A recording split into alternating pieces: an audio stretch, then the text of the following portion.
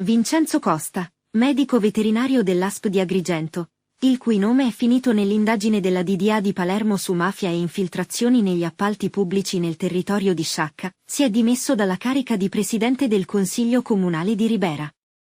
Dopo il sindaco Ruvolo, ieri anche 12 suoi colleghi consiglieri comunali avevano invitato Costa a lasciare la sua carica.